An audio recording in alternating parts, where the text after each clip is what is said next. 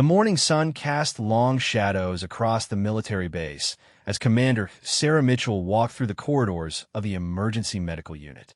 Her boots clicked steadily against the polished floor, each step measured and purposeful. She had seen many things in her 20-year career, witnessed countless emergencies, and commanded respect from every soldier under her watch. Today felt different, though, and she couldn't quite place why. The base had been buzzing with unusual activity since dawn. Reports of a training exercise gone wrong had reached her office 3 hours earlier, but the details remained sketchy. All she knew was that multiple casualties were involved, and the medical team was working frantically to save lives. As the commanding officer, it was her duty to assess the situation personally. Sarah had built her reputation on staying calm under pressure. During her time in active combat zones, she had earned the nickname Ice Commander for her ability to make clear decisions when chaos erupted around her. Her soldiers trusted her because she never showed panic, never let fear cloud her judgment. This morning would test those qualities once again. The emergency wing of the medical facility was located in the eastern section of the base, a modern building equipped with the latest medical technology. As Sarah approached the main entrance, she noticed the unusual quiet that had settled over the area. Normally, the sound of medical equipment, urgent voices, and rushing footsteps would echo through these halls during an emergency. Instead, an eerie silence greeted her. She pushed through the double doors and immediately noticed the organized chaos that typically accompanied a mass casualty event. Medical personnel moved with practiced efficiency, their faces showing the strain of working under extreme pressure. The smell of antiseptic and the low hum of medical equipment filled the air. Sarah took a moment to observe the scene before making her presence known. Dr. James Harrison, the chief medical officer, spotted her first. His usually neat appearance was disheveled, his surgical scrubs bearing the evidence of a long and difficult morning. He approached Sarah with quick, purposeful steps, his expression grave. "Commander, thank goodness you're here," Dr. Harrison said, his voice carrying the weight of exhaustion. "We've got a situation that's beyond anything I've encountered in my 15 years of emergency medicine." Sarah studied his face carefully. Dr. Harrison was known for his unshakable composure during medical crises. She had seen him work through multiple casualty events without breaking a sweat. Yet today something had clearly shaken him to his core. "Give me the details, doctor," Sarah said, her voice steady and commanding. "How many casualties are we dealing with? And what's their current status?" Dr. Harrison ran a hand through his graying hair before responding. "We have 16 soldiers, all from the same training unit. They were conducting a routine exercise in the simulation chamber when something went catastrophically wrong.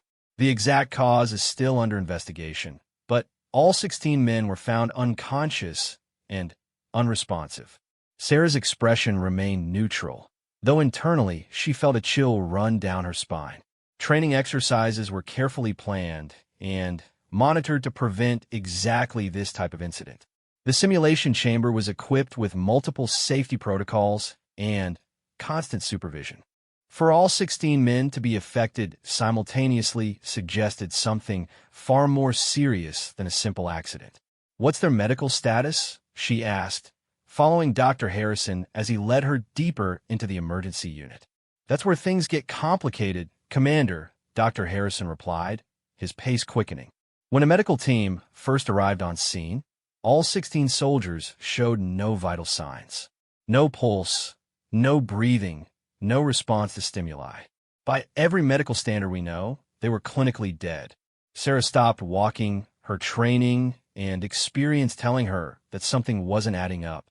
"Doctor, are you telling me that 16 healthy soldiers simultaneously died during a routine training exercise?" "That's what the initial assessment indicated, yes. But, Commander, there's more to this story, and it's something that's challenging everything we thought we knew about emergency medicine." They continued walking through a maze of corridors until they reached a restricted area of the medical facility. Dr. Harrison used a security card to open a heavy door marked "Authorized Personnel Only."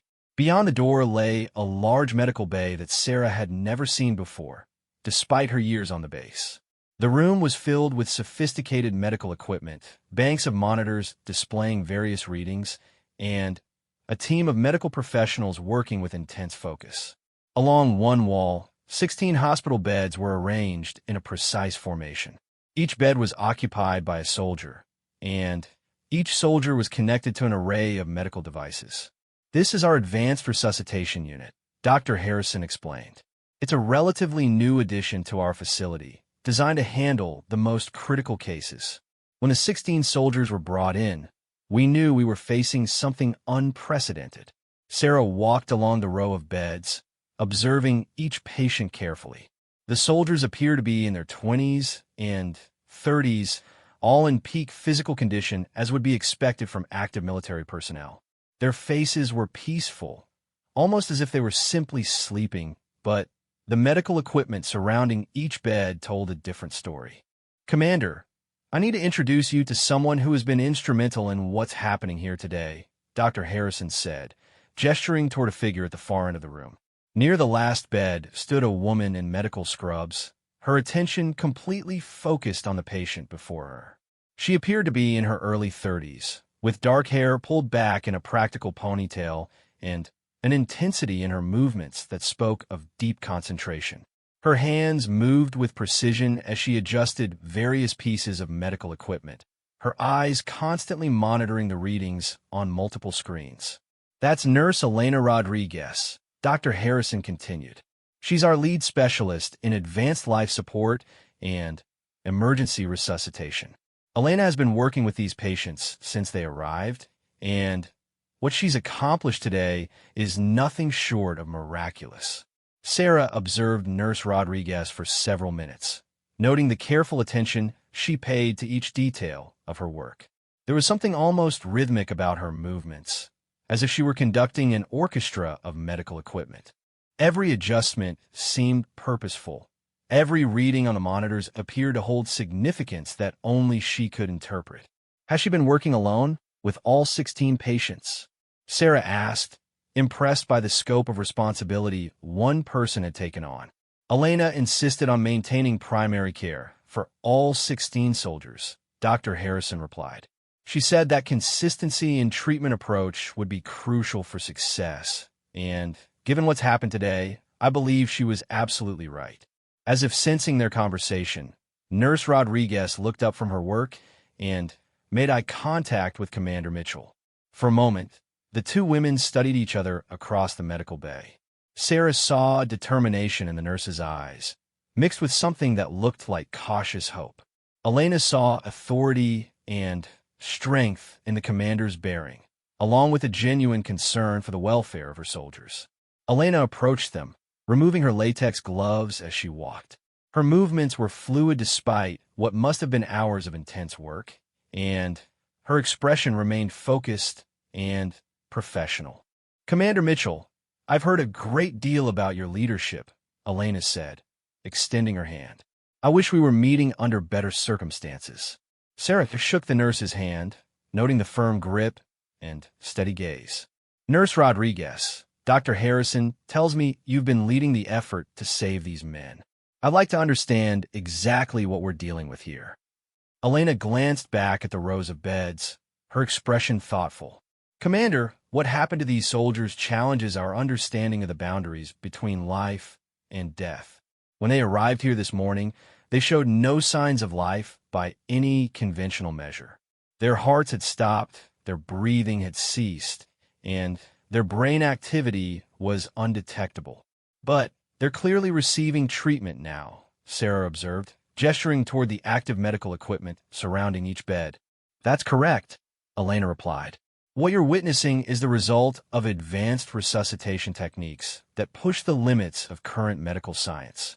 We're using a combination of mechanical life support, controlled hypothermia, pharmaceutical interventions, and careful monitoring to attempt something that many would consider impossible."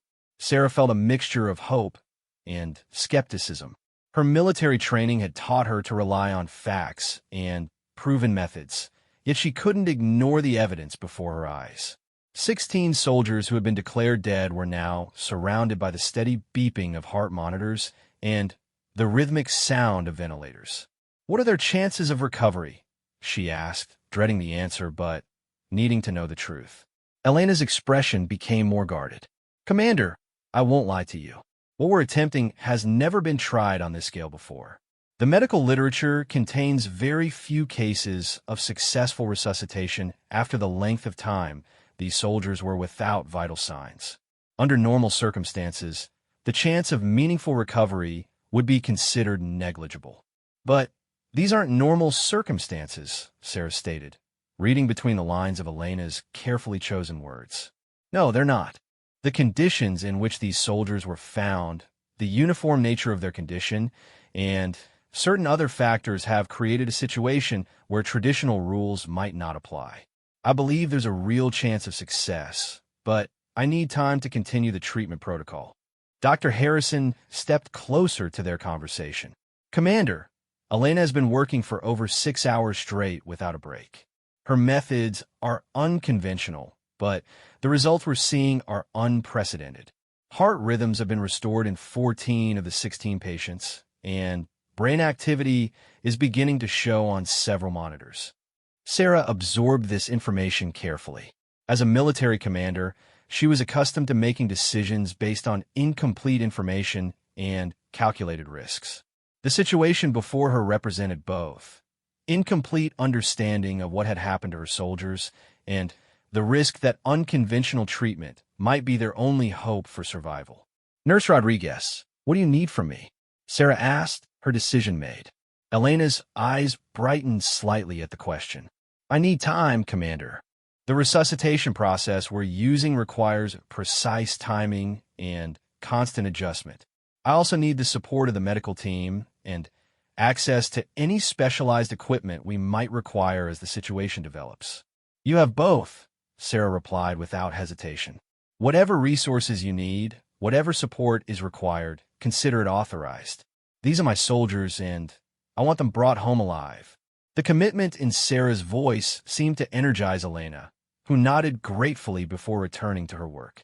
As she walked back toward the beds, Sarah noticed something she hadn't seen before. Elena's movements had a quality that seemed almost intuitive, as if she were responding to subtle cues that only she could perceive. Dr. Harrison guided Sarah to a monitoring station where they could observe the overall status of all 16 patients. Banks of screens displayed heart rates, blood pressure readings, brain activity patterns, and dozens of other medical parameters. The complexity of the data was overwhelming, yet Elena seemed to navigate it effortlessly.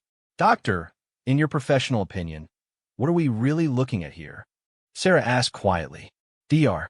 Harrison was silent for a long moment before responding. "Commander, I've practiced medicine for over 20 years, and I've never seen anything like this. The coordinated nature of the incident, the uniform presentation of symptoms, and Elena's approach to treatment all suggest that we're dealing with something far beyond a standard medical emergency. Are you suggesting this might not have been an accident?" "I'm not prepared to speculate about the cause at this point, but I can tell you that the medical evidence raises questions that we don't have answers for yet. What I can say with certainty is that Elena Rodriguez is attempting something that could rewrite our understanding of emergency medicine." Sarah watched as Elena moved from bed to bed, making minute adjustments to equipment settings and carefully monitoring each patient's response. There was something almost mystical about her approach, as if she were conducting a delicate dance between life and death. The first sign that something extraordinary was happening came from bed number 7. Elena was adjusting the settings on a cardiac monitor when the steady beeping suddenly changed rhythm. She immediately moved to the patient's side, her hands moving quickly across various controls while her eyes tracked multiple readings simultaneously. "Dr. Harrison, we have spontaneous cardiac rhythm in patient 7, Elena called out, her voice carrying a note of controlled excitement. Sarah and Dr. Harrison moved closer to observe. On the monitor, they could see the unmistakable pattern of a beating heart, weak but steady. Elena continued her adjustments, and Gradually, the rhythm strengthened and stabilized. That's the first patient to show independent cardiac function, Dr. Harrison explained to Sarah. The others have been maintained on mechanical support, but this suggests actual recovery is beginning.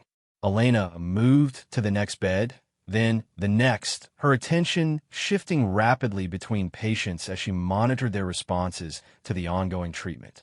Sarah noticed that each patient seemed to be at a slightly different stage of recovery, requiring individual attention and customized care.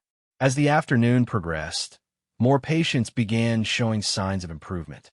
Heart rhythms stabilized, blood pressure readings improved, and brain activity monitors began displaying the complex patterns associated with conscious thought. Elena worked tirelessly, never seeming to tire despite the physical and mental demands of managing such a complex medical situation. "Commander," Elena said during a brief moment between patients, "I think we're going to see full consciousness in some of these soldiers before the day is over. The recovery pattern is following a sequence I hoped for, but wasn't sure was possible." Sarah felt a surge of hope mixed with disbelief.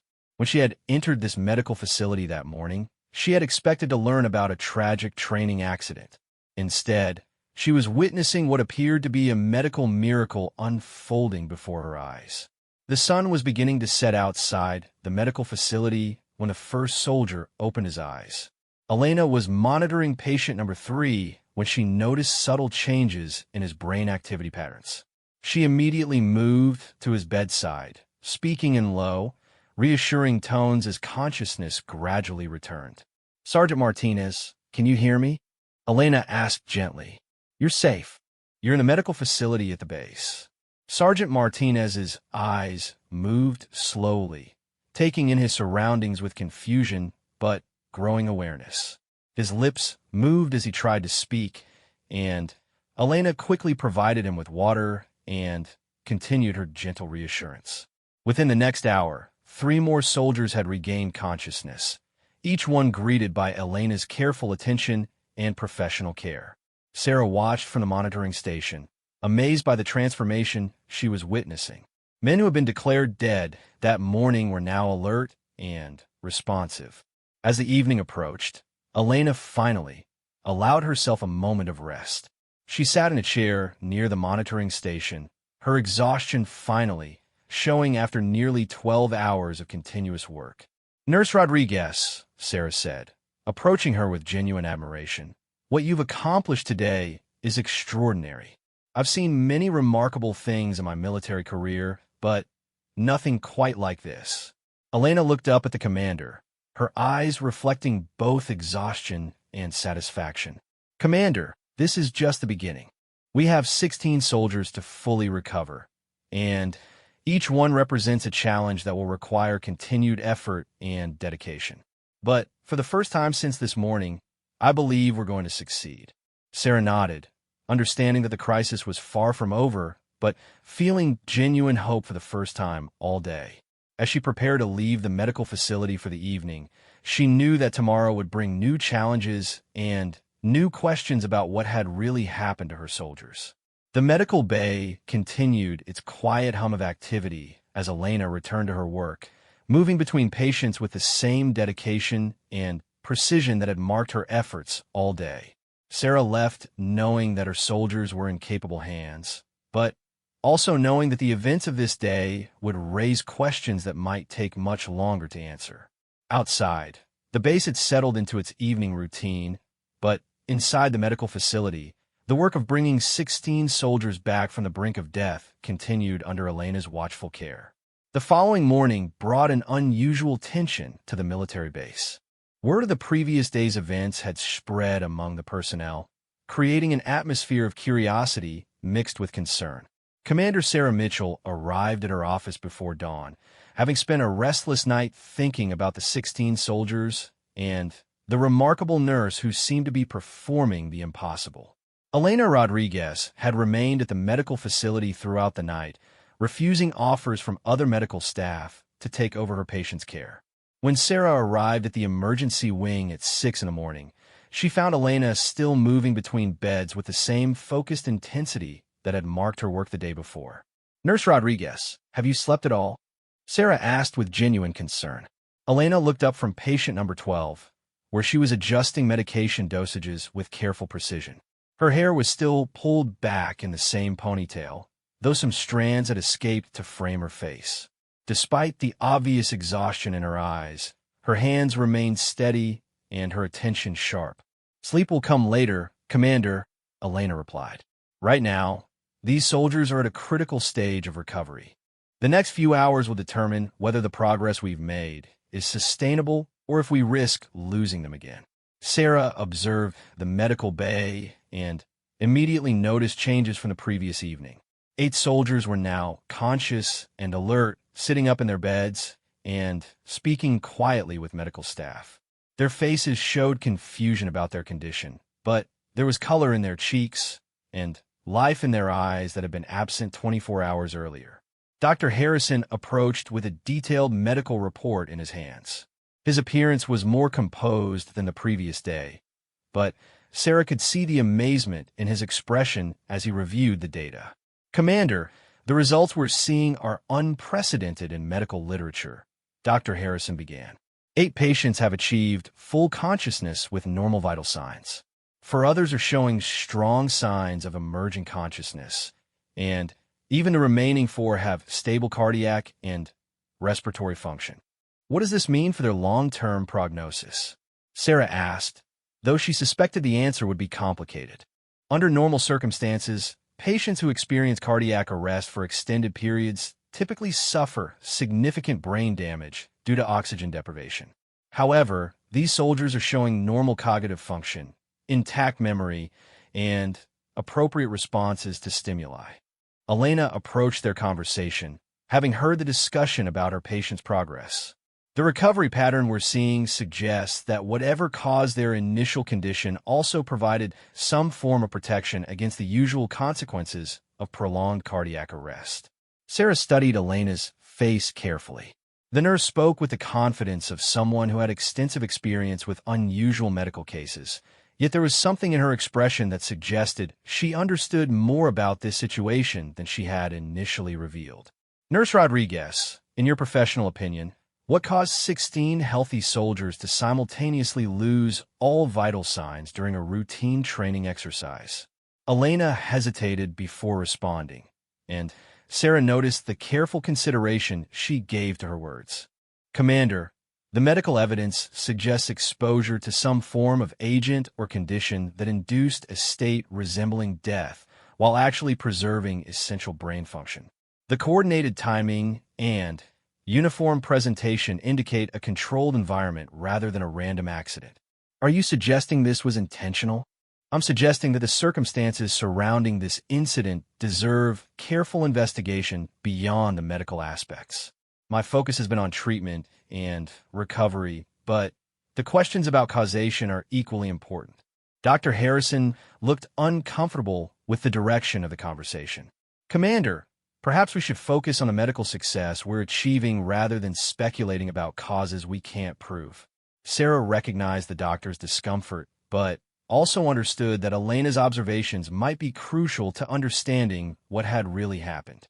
As a military commander, she knew that accidents of this magnitude rarely occurred without underlying factors that needed to be addressed.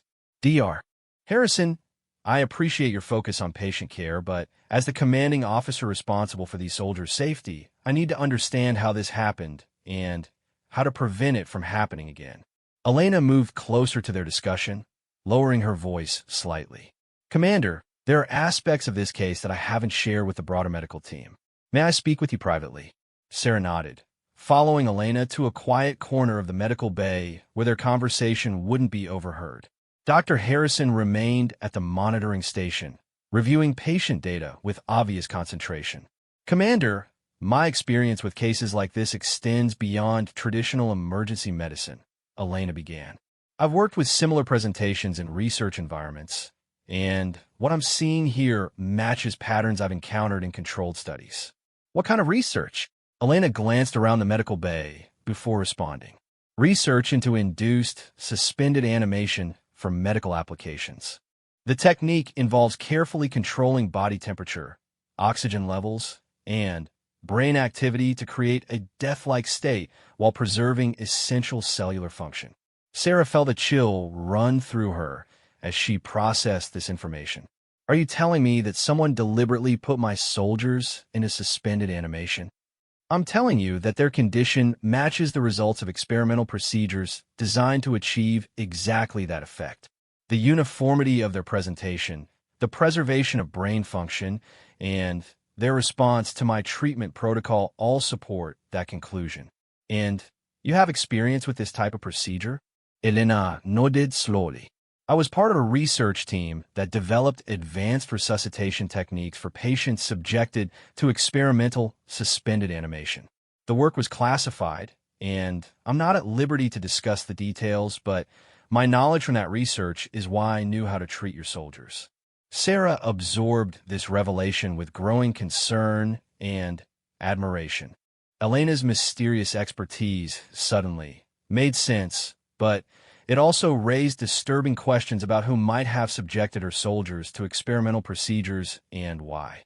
Nurse Rodriguez, are you saying that without your specific knowledge of these techniques, my soldiers would have died? Most likely, yes.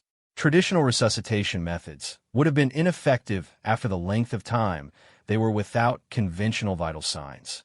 The treatment protocol I've been using addresses the specific physiological changes associated with induced suspended animation. Sarah looked across the medical bay at her recovering soldiers, understanding for the first time how close she had come to losing 16 good men. Elena's presence at this particular base, at this particular time, seemed like an extraordinary coincidence. How long have you been stationed here, Nurse Rodriguez? I arrived 3 months ago, Commander. I was transferred from a classified research facility to provide advanced emergency medical support for special operations training. And the timing of your transfer in relation to this incident doesn't concern you? Elena's expression became more guarded. Commander, I've wondered about that myself. My transfer orders were unusual in their specificity about advanced life support capabilities, and my previous research experience wasn't mentioned in my official assignment. Sarah realized that Elena might be as much a victim of circumstance as her soldiers were. Someone with knowledge of the experimental procedures had ensured that the one person capable of saving the affected soldiers would be available when needed. Elena, I want you to continue treating my soldiers, but I also want you to document everything about your methods and observations. We may need detailed records for both medical and investigative purposes. Of course, Commander. I've been maintaining detailed logs throughout the treatment process. Their conversation was interrupted by activity at bed number 5. Sergeant Thompson, one of the soldiers who had been unconscious since the incident, was beginning to show signs of emerging awareness. Elena immediately moved to his side, with Sarah following close behind. Sergeant Thompson, can you hear me? Elena asked, her voice gentle but clear. The soldier's eyes fluttered open, moving slowly as he tried to focus on his surroundings. His breathing was steady, and the monitor showed strong cardiac activity. Elena performed a series of quick neurological assessments, checking his reflexes and responses to various stimuli. Ma'am, where am I? Sergeant Thompson asked, his voice hoarse but clear. You're in the medical facility at the base, Sergeant, Elena replied. You're safe, and you're going to be fine. Sarah stepped into his line of sight. Sergeant Thompson, I'm Commander Mitchell. Do you remember what happened during your training exercise yesterday? The soldier's brow furrowed as he tried to recall events. We were in the simulation chamber, running through the urban combat scenario. Everything was normal until... He paused, struggling with the memory. Take your time, Sergeant, Sarah encouraged. Until the air changed, ma'am. It got thick, and there was a strange smell. Sweet, but chemical. Then everyone started feeling dizzy, and I remember thinking something was wrong before everything went black. Elena and Sarah exchanged meaningful glances. This was the first detailed account they had received from any of the affected soldiers, and it supported Elena's theory about deliberate exposure to some form of agent. Sergeant, did you notice anything unusual about the simulation before the air changed? Sarah asked. No, ma'am. Standard equipment, standard scenario. But Now that I think about it, there were some technicians working on the ventilation system earlier that morning. Said they were upgrading the environmental controls. Sarah felt pieces of a puzzle beginning to come together. Unauthorized technicians working on environmental systems could easily introduce foreign agents into the simulation chamber's atmosphere. The timing would allow for controlled exposure of all participants simultaneously. Elena continued her medical assessment of Sergeant Thompson, while Sarah processed the implications of his account. If her soldiers had been deliberately subjected to experimental procedures, it represented a serious breach of security and ethics that demanded immediate investigation. Dr. Harrison approached with updates on the other patients. Commander, we now have 10 soldiers fully conscious and responsive. Their cognitive function appears normal, and they're all reporting similar memories of unusual atmospheric conditions before losing consciousness. Doctor, I want complete medical workups for all 16 soldiers, including blood tests for any unusual substances. I also want a detailed investigation of the simulation chamber where this occurred. Of course, Commander. I'll coordinate with the appropriate laboratory services immediately. Elena had finished her assessment of Sergeant Thompson and was documenting her findings when she addressed Sarah again. Commander, based on what we're learning from the conscious patients, I believe we can expect full recovery for all 16 soldiers within the next 24 to 48 hours. That's remarkable news, Elena. What does full recovery mean in this context? Complete restoration of normal physical and cognitive function. The suspended animation technique, when properly executed and reversed, typically leaves no lasting effects on the patient. Sarah watched as Elena returned to her systematic care of each patient.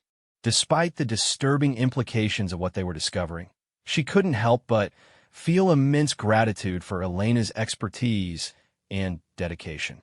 Without her knowledge and tireless efforts, the outcome would have been catastrophically different.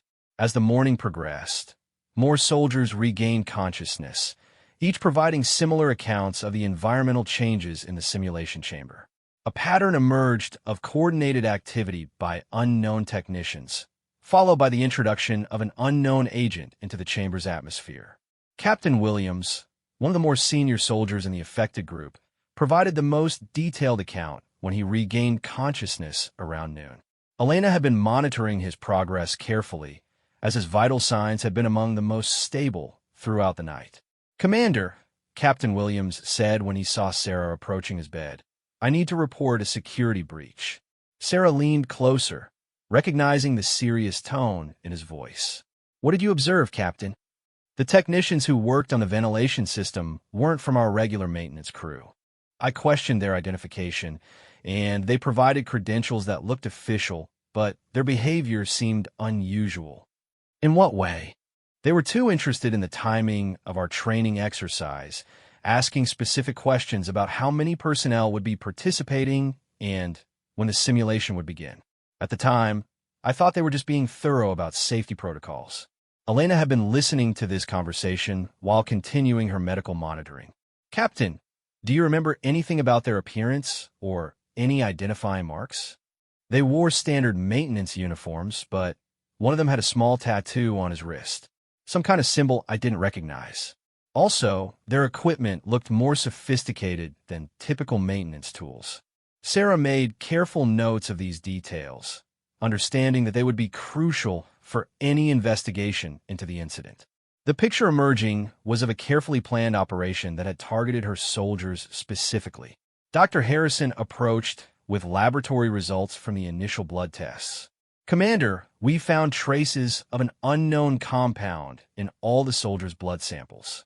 The laboratory is working to identify it, but preliminary analysis suggests a synthetic agent designed to interfere with normal cardiac and respiratory function. Elena studied the laboratory report with intense interest.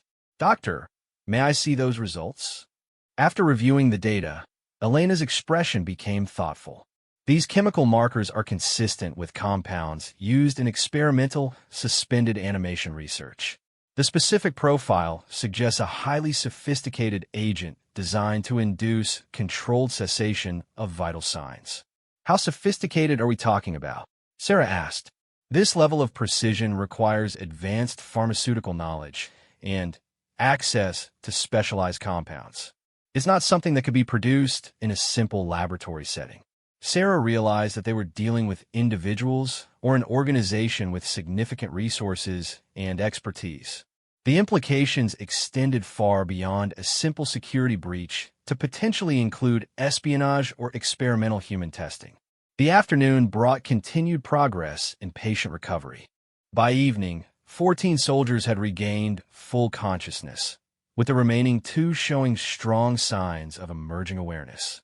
Elena maintained her vigilant care, but Sarah could see the exhaustion beginning to take its toll. Elena, you've been working for over 30 hours straight. You need rest. Commander, I can't leave them at this critical stage. The next few hours will determine whether we achieve complete recovery or experience complications. Then, let me assign additional medical personnel to assist you. You're too valuable to risk exhausting yourself. Elena considered this suggestion carefully. I would appreciate assistance with monitoring and basic care, but I need to maintain oversight of the treatment protocol. The techniques I'm using aren't in any medical textbook. Sarah arranged for a team of experienced nurses to support Elena while allowing her to maintain primary responsibility for the treatment decisions. As she prepared to leave the medical facility for a brief rest, she reflected on the extraordinary events of the past 2 days. 16 soldiers had been brought back from clinical death through the expertise of a nurse whose presence at the base might not have been coincidental. The incident appeared to be the result of deliberate action by unknown individuals with access to sophisticated experimental techniques. Elena continued her work through the night, supported by the additional medical staff, but never relinquishing her central role in the recovery process. By morning, all 16 soldiers would be conscious and beginning the process of returning to normal life. However, the questions raised by their ordeal were far from resolved. Sarah knew that the investigation was just beginning, and the answers they found might reveal threats to military security that extended far beyond her base. 2 days after the incident, the medical facility had transformed from an emergency response center into something resembling a recovery ward. All 16 soldiers were now fully conscious and showing remarkable progress toward complete recovery. Elena Rodriguez had finally agreed to take some rest, though she insisted on checking her patients every few hours. Commander Sarah Mitchell had called an emergency meeting with her senior staff to address the growing evidence that the incident had been no accident. The conference room buzzed with tension as intelligence officers, security personnel, and medical staff gathered to share their findings. Colonel Marcus Rivera, the base security chief, presented his preliminary investigation results. His weathered face showed the stress of the past 48 hours as he reviewed classified documents spread across the conference table. Commander, our investigation has revealed several disturbing facts about the supposed maintenance team that accessed the simulation chamber, Colonel Rivera began. The credentials they presented were sophisticated forgeries, and there's no record of any scheduled maintenance on the environmental systems. Dr. Harrison, who had been coordinating the medical investigation, added his findings. The chemical analysis of the agent found in the soldier's blood shows it to be a compound that doesn't exist in any known pharmaceutical database. However, its molecular structure suggests it was specifically designed to interact with human physiology in a very precise manner. Sarah listened carefully to each report, building a mental picture of an operation that had been planned with extraordinary attention to detail. Colonel Rivera, what do we know about the individuals who posed as maintenance technicians? Security camera footage shows 3 individuals, all wearing standard maintenance uniforms and carrying what appear to be legitimate identification. However, facial recognition software hasn't been able to match them with any known personnel or criminal databases. What about their equipment?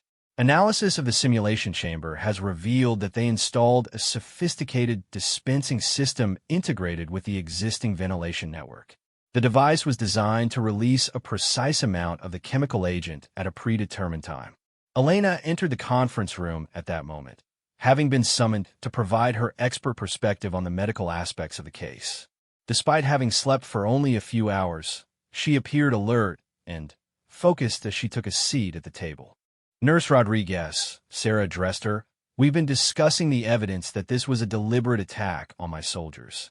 Based on your knowledge of the compounds involved, what can you tell us about the sophistication required to carry out this operation?" Elena reviewed the chemical analysis reports before responding.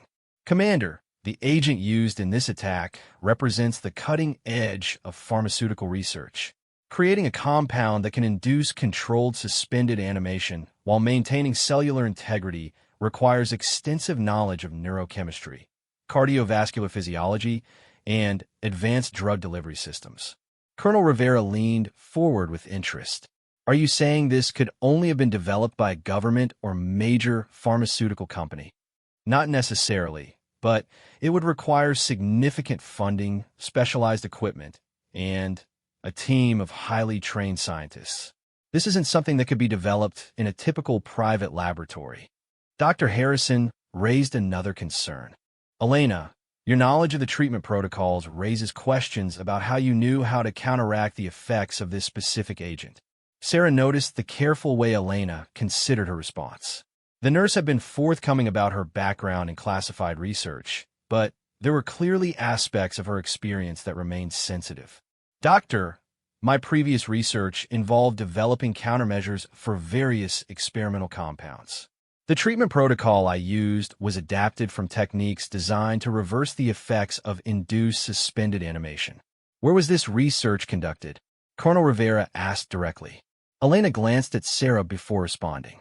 "I'm not at liberty to discuss the specific location or sponsoring organization without proper authorization. The research was classified at the highest levels." Sarah recognized that they had reached a point where Elena's knowledge and background would need to be officially investigated. However, she also understood that Elena's expertise had saved 16 lives and that her loyalty to the soldiers under her care had been proven beyond doubt. "Elena, I'm going to need you to work with our intelligence specialists to provide whatever information you can about your previous research. We need to understand if there's a connection between your background and the targeting of this base." "Of course, Commander. I want to find out who did this as much as you do." The meeting was interrupted by Lieutenant Colonel James Foster from Military Intelligence, who entered carrying a folder marked with high-security classifications. His arrival brought an additional level of seriousness to the proceedings. "Commander Mitchell, I have information that may explain some of the unusual circumstances surrounding this incident," Lieutenant Colonel Foster announced. Sarah gestured for him to continue, noting the grave expression on his face. "Our investigation has revealed that this attack may be connected to a broader intelligence operation targeting military personnel with specialized training or knowledge. Similar incidents have been reported at 3 other installations over the past 6 months." "What kind of incidents?" Dr. Harrison asked. "Unexplained medical emergencies affecting groups of military personnel, all involving exposure to unknown chemical agents. In each case, the affected soldiers possessed specialized skills or knowledge that could be valuable to foreign intelligence services." Elena's expression became alarmed. "Lieutenant Colonel, were the other incidents successfully resolved? Did the affected personnel survive?" Foster's hesitation before answering told the story before he spoke. "Nurse Rodriguez, this is the first incident where all affected personnel survived. In the other cases, traditional medical intervention was insufficient to reverse the effects of the chemical agents." Sarah felt a chill as she realized how close they had come to losing 16 soldiers and how unique Elena's presence and expertise had been in preventing that outcome. "Are you suggesting that Elena's assignment to this base was connected to the planned attack?" Sarah asked. "That's one possibility we're investigating. Another is that her assignment was a defensive measure by someone who anticipated the attack and wanted to ensure the appropriate medical expertise would be available." Elena stood up from the table, her expression troubled. "Commander, if my presence here wasn't coincidental, then someone knew this attack was coming and took steps to ensure the soldiers could be saved." Colonel Rivera studied the intelligence reports more carefully. Lieutenant Colonel Foster what do we know about the other targeted installations? Were there any common factors besides the specialized personnel? All targeted facilities were involved in advanced training programs or experimental research. The affected personnel had clearances for classified programs and possessed knowledge that could compromise national security if extracted through interrogation. Sarah began to see a pattern that was both encouraging and terrifying. Someone was targeting military personnel for their knowledge, but someone else was taking measures to protect them. The question was whether these were opposing sides in a larger intelligence conflict. Elena, I need you to think carefully about your transfer orders and the circumstances that brought you here. Was there anything unusual about the process or any indication of who might have arranged your assignment? Elena considered the question thoughtfully. Commander, my transfer was expedited through channels I hadn't encountered before. Instead of the usual bureaucratic process, my orders came directly from a medical research oversight board that I wasn't familiar with. Lieutenant Colonel Foster made notes as Elena spoke. Do you remember any names or specific organizations mentioned in your transfer documents? There was a reference to something called the Advanced Medical Intervention Program, but when I tried to research it after arriving here, I couldn't find any official documentation of such a program. Sarah exchanged glances with the other officers around the table. They were uncovering a complex operation involving multiple layers of military and possibly civilian organizations working toward conflicting objectives. Dr. Harrison raised a practical concern. Commander, while we investigate these broader implications, what about the immediate safety of the recovered soldiers? If they were targeted for their knowledge, they might still be at risk. An excellent point, Doctor. Colonel Rivera, I want enhanced security protocols for all 16 soldiers until we better understand the scope of this threat. Elena added her own concern. Commander, we should also consider that the soldiers' memories of their experience might contain information valuable to the investigation. They were conscious for part of the time they were exposed to the agent, and they might have observed details we haven't yet discovered. Sarah nodded, recognizing that Elena's suggestion could provide crucial intelligence. Elena, would it be medically safe to conduct detailed interviews with the soldiers about their experiences? Yes, Commander. Their cognitive function has returned to normal, and discussing their memories might actually be therapeutic for processing what they experienced. Lieutenant Colonel Foster volunteered to coordinate the interviews with trained intelligence specialists who could identify details that might seem insignificant to medical or security personnel. As the meeting continued, reports came in from the ongoing investigation of the simulation chamber. The technical analysis revealed that the dispensing device installed by the fake maintenance team was more sophisticated than initially thought. Commander, Colonel Rivera reported, the device contained multiple fail-safes and backup systems to ensure the chemical agent was released at precisely the right moment. It also included a remote monitoring capability that would allow the operators to confirm the successful deployment of the agent. So, someone was watching to make sure the attack succeeded? That appears to be the case. We're analyzing the communication systems to see if we can trace the monitoring signals, but the technology involved is quite advanced. Elena had been quietly reviewing the technical specifications of the dispensing device. Commander, this level of technological sophistication supports my assessment about the resources required for this operation. We're dealing with individuals who have access to cutting-edge technology and substantial funding.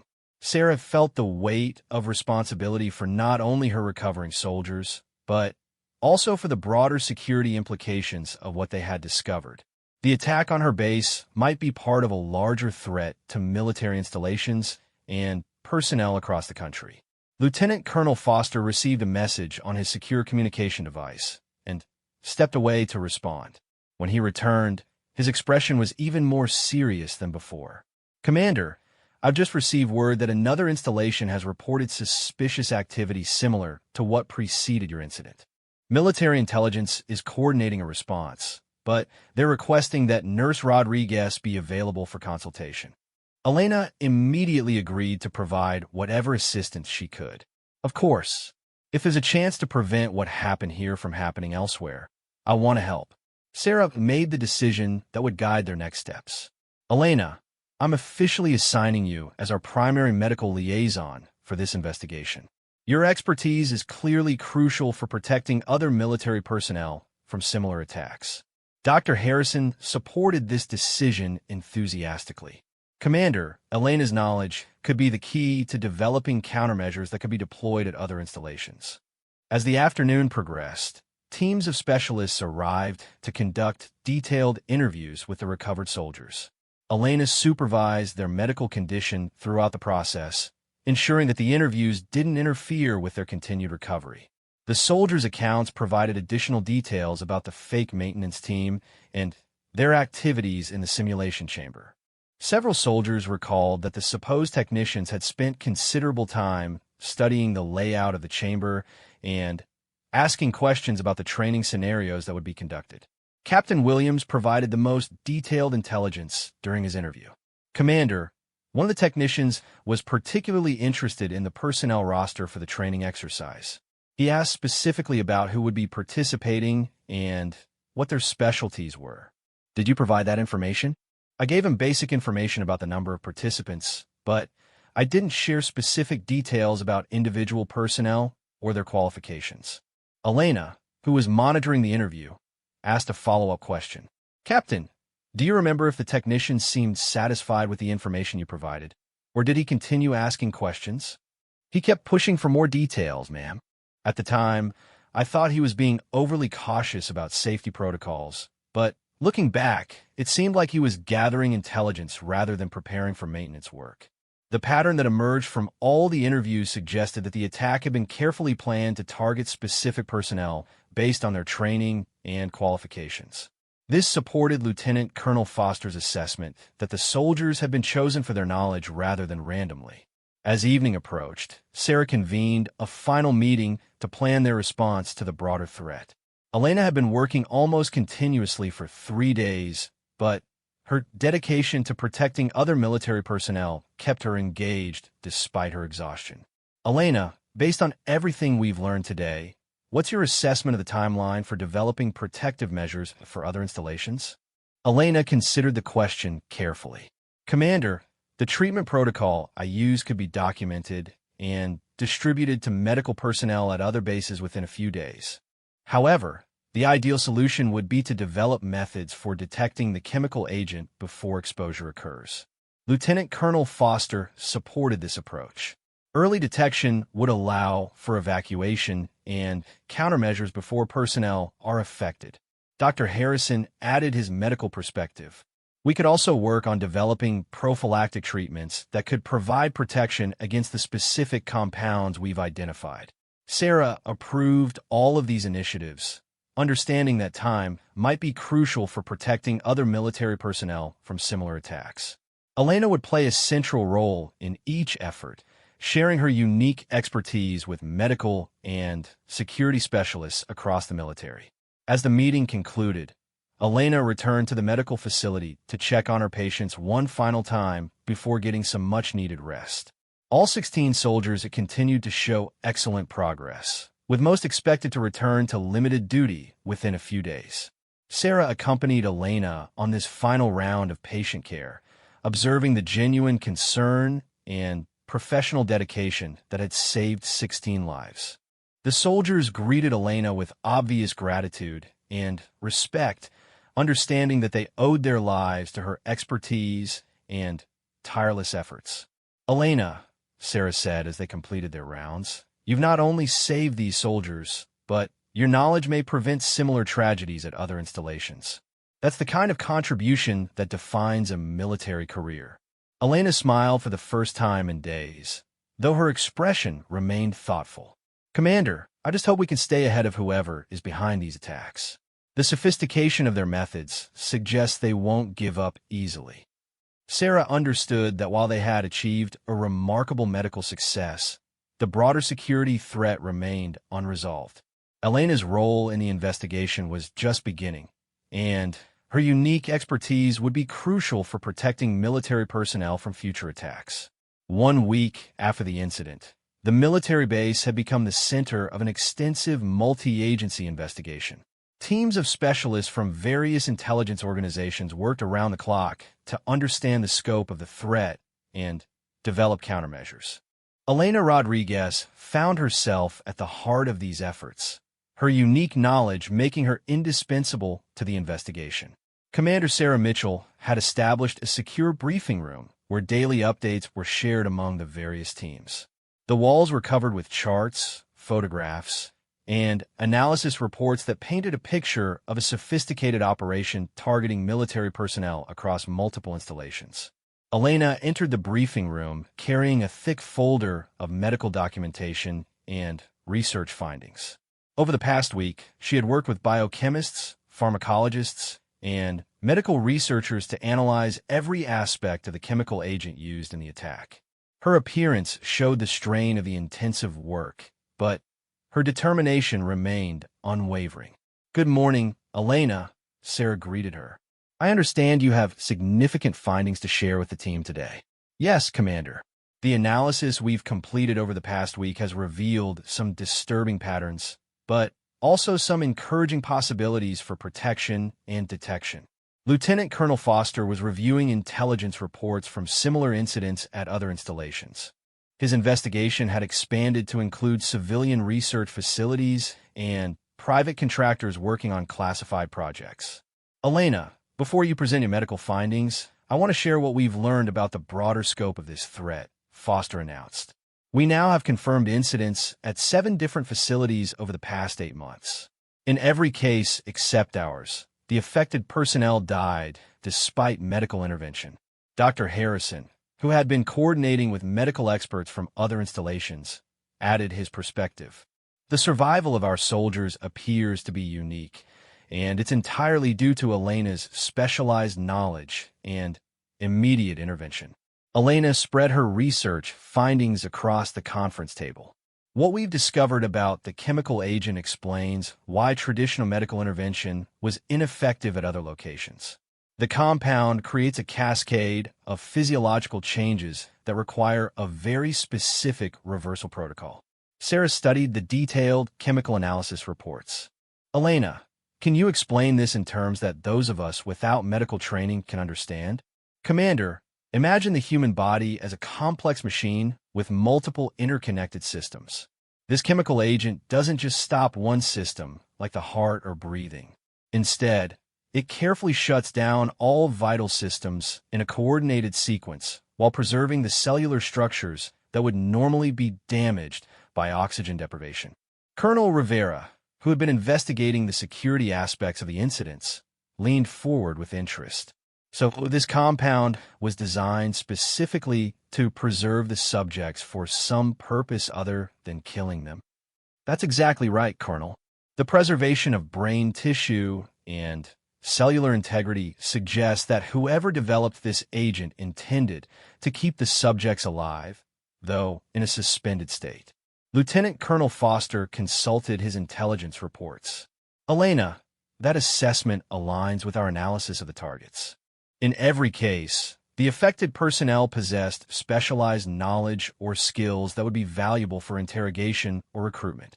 Sarah felt a chill as she realized the full implications of what they were discussing. "Are you saying that someone is using this compound to capture military personnel alive for intelligence purposes?" Elena nodded grimly. "The evidence strongly supports that conclusion, Commander. The compound puts subjects into a death-like state that would fool most medical examinations, but with the right knowledge and equipment, they could be revived hours or even days later." Dr. Harrison raised a crucial question. "Elena, how long could someone survive in this suspended state without permanent damage?" "Based on the chemical properties and physiological effects we've analyzed, potentially up to 72 hours if properly managed. However, revival after extended periods would require even more sophisticated medical intervention than what I provided for our soldiers." Colonel Rivera was taking detailed notes. "This suggests a highly organized operation with medical facilities capable of managing subjects in suspended animation for extended periods." Elena pulled out additional research documents. "There's more, Colonel. Analysis of trace elements in the chemical compound reveals manufacturing signatures that point to a very specific type of laboratory. We're not dealing with a garage operation or even a typical pharmaceutical facility.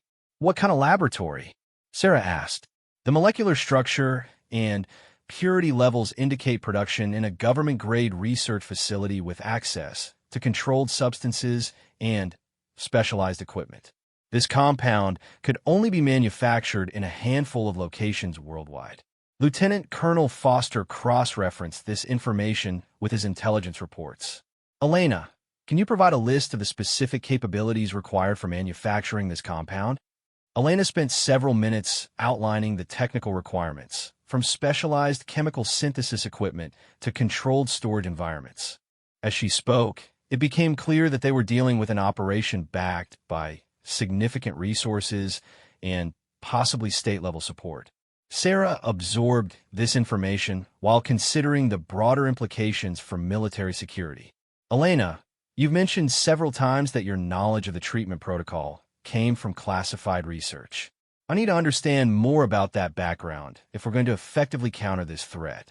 Elena had been expecting this request and had prepared for it by obtaining clearance to discuss certain aspects of her previous work.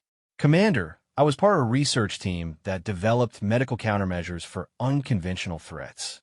Our work included developing treatments for various chemical and biological agents that could be used against military personnel. Where was this research conducted? At a joint military-civilian facility that specialized in defensive medical research. The program was designed to stay ahead of potential threats by understanding how to counter advanced chemical and biological weapons. Dr. Harrison had been reviewing Elena's treatment protocols. Elena, the techniques you used were remarkably sophisticated. How extensive was your training in these methods? I spent 3 years in specialized training and research, working with some of the most advanced medical researchers in the country. The program was designed to create medical specialists who could respond to threats that traditional emergency medicine couldn't handle. Colonel Rivera raised a security concern. Elena, if your training was that specialized, how many other people have the same knowledge you do? Elena's expression became troubled. That's what worries me, Colonel. The research program was small, with fewer than 20 specialists trained in these advanced techniques. If someone with similar knowledge is working with our adversaries, it would explain how they developed both the attack compounds and the methods for managing subjects in suspended animation. Sarah felt pieces of a larger puzzle beginning to come together. Elena, is it possible that this entire operation was designed by someone familiar with your research program? It's not just possible, Commander, it's probable. The sophistication of the compound and the precise timing required for successful revival suggests knowledge of our specific research protocols. Lieutenant Colonel Foster was already making secure phone calls to investigate Elena's former research colleagues. The possibility that the attacks were being orchestrated by someone with inside knowledge of defensive medical research raised the threat level significantly. Elena continued her briefing by outlining detection methods they had developed over the past week. We've identified several ways to detect the presence of the compound in environmental air sampling. Early detection would allow for evacuation before exposure occurs. Dr. Harrison was particularly interested in this aspect. How quickly could we deploy detection equipment to other installations?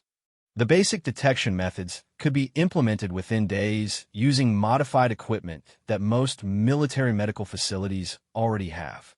More sophisticated detection systems would take weeks to develop and deploy. Sarah approved immediate deployment of the basic detection methods to all military installations that might be at risk. Elena, I want you to work with our technical teams to prioritize the facilities that should receive detection equipment first. Elena had prepared a risk assessment based on the patterns they had identified. Commander, installations with personnel who have specialized knowledge in areas like advanced weapons systems, intelligence operations, and classified research should receive priority protection. The afternoon was spent developing specific deployment plans for protective measures. Elena worked with technical specialists to create training materials for medical personnel at other installations, ensuring that basic treatment protocols could be implemented even without her direct involvement. As evening approached, Elena received a priority message that brought new urgency to their efforts. Another installation had reported suspicious activity similar to what had preceded their attack, but this time, the early warning systems they had implemented were providing advance notice. "Commander, Fort Patterson is reporting the presence of unidentified maintenance personnel working on their simulation training facilities," Elena announced. Their new detection equipment is showing trace amounts of unusual chemical compounds in the air. Sarah immediately contacted Fort Patterson to coordinate a response. "Elena, how quickly can you get there to provide medical support if needed?" "I can be ready to leave within an hour, Commander.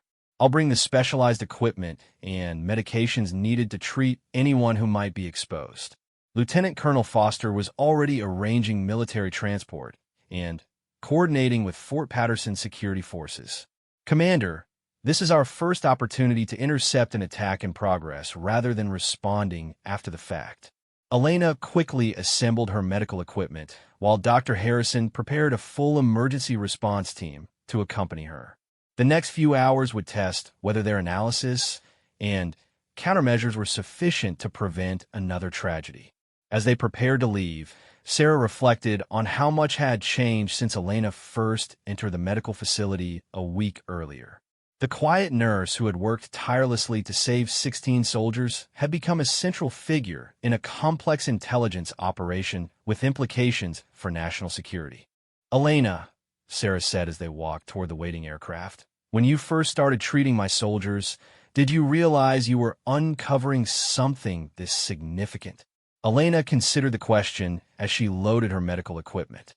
"Commander, I knew their condition was unusual, but I was focused on saving their lives. It wasn't until we started analyzing the evidence that I realized we might be dealing with a coordinated threat to multiple installations.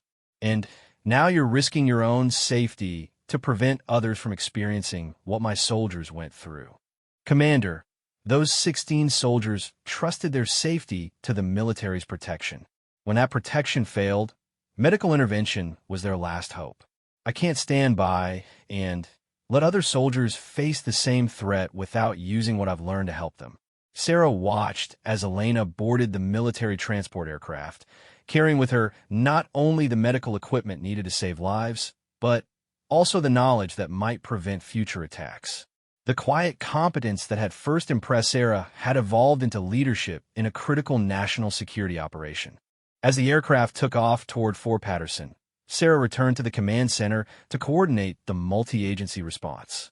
Elena's role had expanded far beyond treating patients to include strategic planning and threat assessment, but her fundamental commitment to protecting military personnel remained unchanged. The next several hours would determine whether their week of intensive investigation and preparation would be sufficient to prevent another group of soldiers from facing the same life-threatening ordeal that Elena had worked so hard to reverse. The military transport aircraft touched down at Fort Patterson just as the sun was setting, casting long shadows across the runway. Elena Rodriguez emerged carrying her specialized medical equipment, her face showing the determination that had become her trademark over the past week. The situation at Fort Patterson would test everything they had learned about preventing and treating the sophisticated attacks they had been investigating. Major General Patricia Hayes met Elena and the response team at the aircraft. Her expression carried the weight of command responsibility mixed with relief at seeing the specialist who had successfully saved 16 soldiers just days earlier.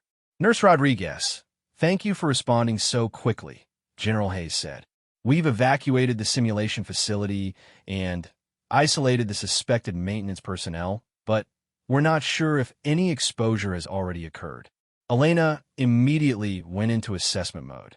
"General, how many personnel were in the facility when the suspicious activity was detected, and what's their current status?" 12 soldiers were conducting training exercises in the simulation chamber. They've been moved to the medical facility for observation, but so far, none are showing symptoms of the condition you described. Elena felt cautiously optimistic about the timing. If our detection equipment identified the threat before full deployment of the chemical agent, we may have prevented exposure entirely.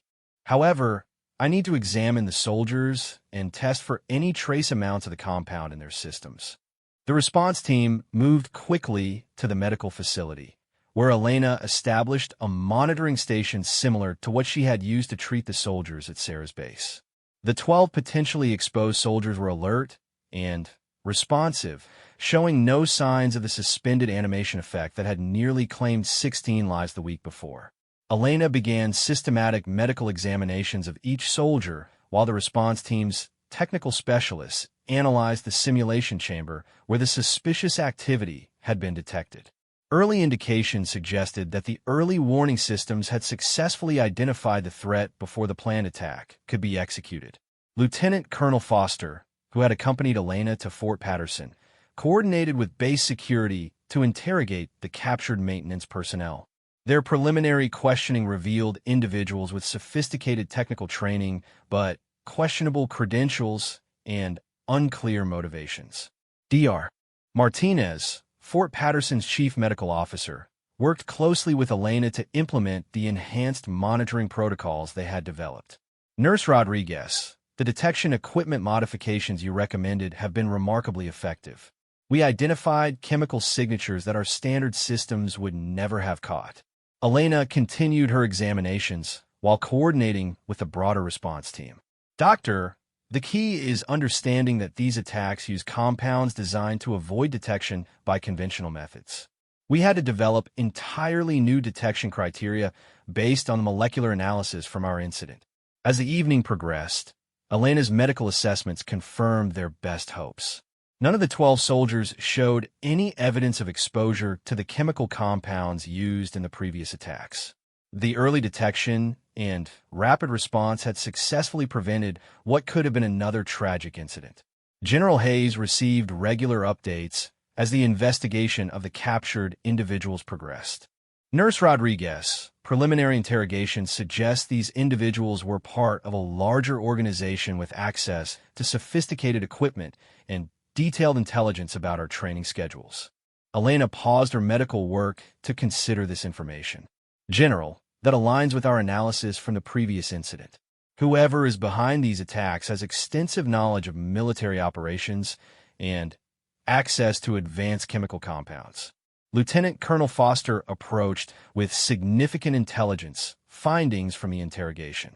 Elena, one of the captured individuals, has admitted to being part of a larger operation targeting military personnel with specialized knowledge. They're confirming our assessment about the suspended animation techniques being used for capture rather than elimination. Elena felt both vindication and concern at this confirmation. Lieutenant Colonel, did they provide any information about the medical facilities where captured personnel would be taken for revival and interrogation? They claim not to know the specific locations, but they've described a network of facilities equipped to manage subjects in suspended animation for extended periods. The operation appears to be much larger than we initially suspected. Elena worked through the night to complete detailed medical evaluations of all potentially exposed personnel and to refine the detection and treatment protocols based on the new intelligence. Her role had evolved from treating victims to preventing future attacks and developing comprehensive countermeasures. As dawn approached, Elena received a priority communication from Commander Sarah Mitchell. Additional suspicious activity had been reported at 2 more military installations, and Elena's expertise was being requested to coordinate the response. Elena, Sarah's voice came through the secure communication system. We're seeing a pattern that suggests whoever is behind these attacks is accelerating their operations. We need you to help establish rapid response teams at multiple locations. Elena understood that her individual response to each incident was no longer sufficient to address the scope of the threat. Commander, I recommend establishing regional medical response teams trained in the detection and treatment protocols we've developed. I can provide training and oversight, but we need to scale up our defensive capabilities quickly. General Hayes supported this approach enthusiastically.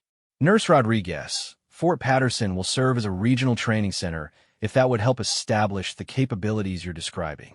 Elena spent the following days working with medical specialists from multiple military installations to create standardized training programs for the detection and treatment protocols. Her quiet expertise was being transformed into systematic knowledge that could protect military personnel across the country. The investigation of the captured operatives continued to reveal the scope of the threat they were facing.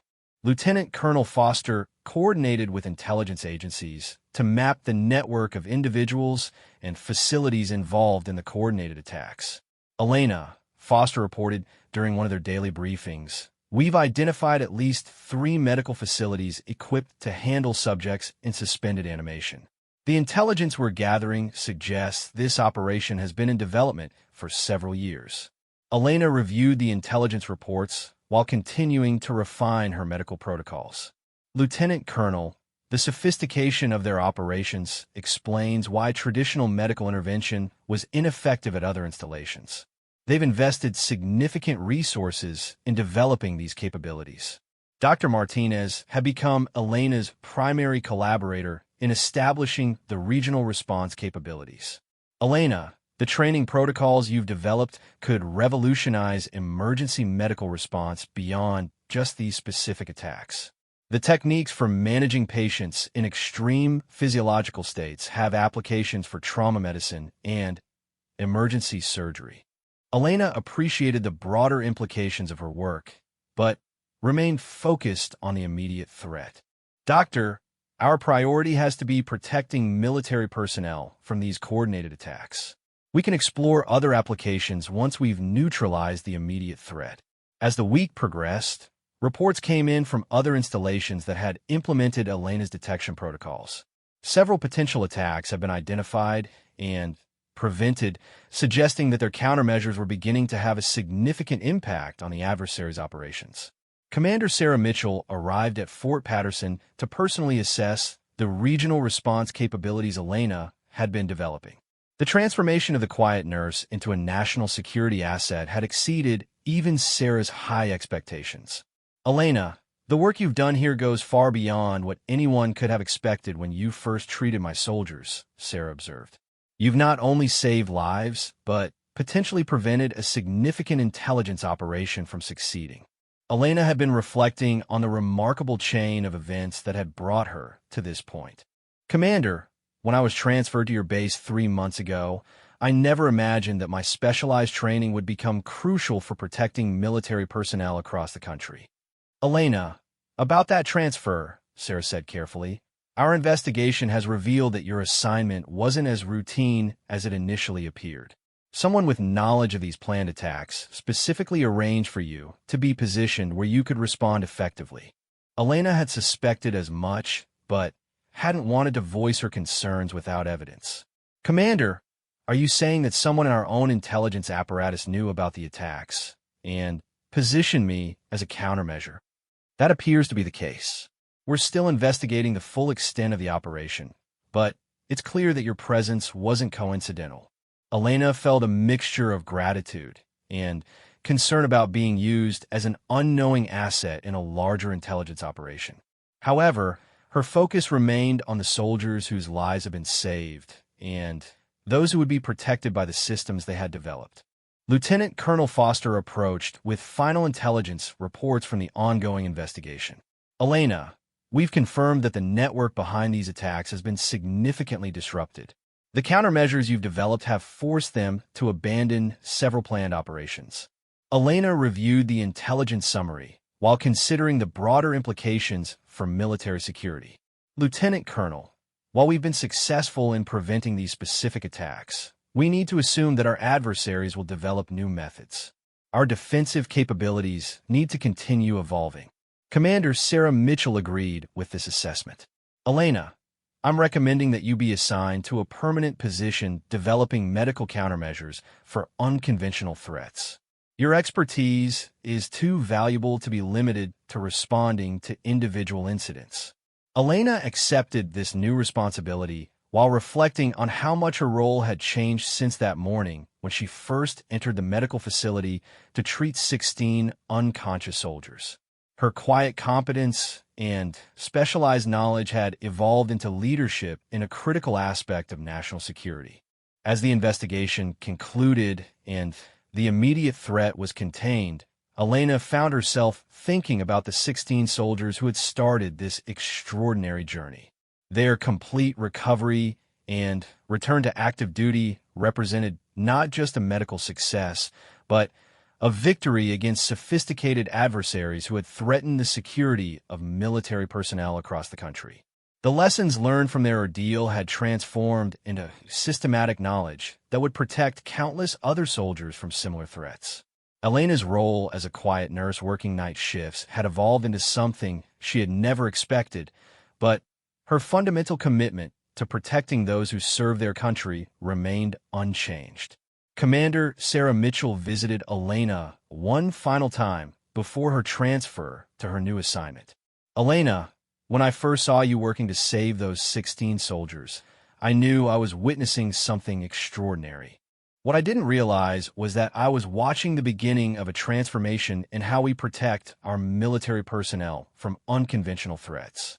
Elena smiled, thinking about the long journey from that first morning when she had quietly entered the medical facility to find 16 soldiers who appeared to be beyond saving. "Commander, sometimes the most important work begins with simply doing what you know is right and trusting that knowledge and dedication will be enough to make a difference."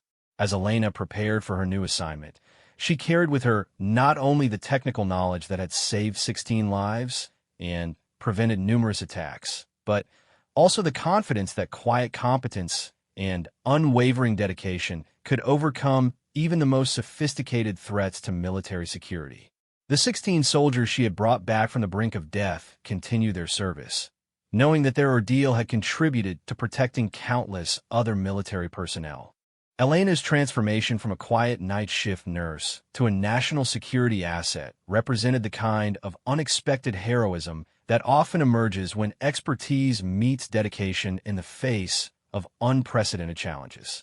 The story that began with a commander entering a medical facility to check on training accident casualties had evolved into something much larger, demonstrating how individual expertise and commitment can have implications far beyond their immediate scope. Elena Rodriguez had proven that sometimes the most important battles are fought not on traditional battlefields, but in medical facilities where knowledge, skill, and determination become the weapons that save lives and protect national security.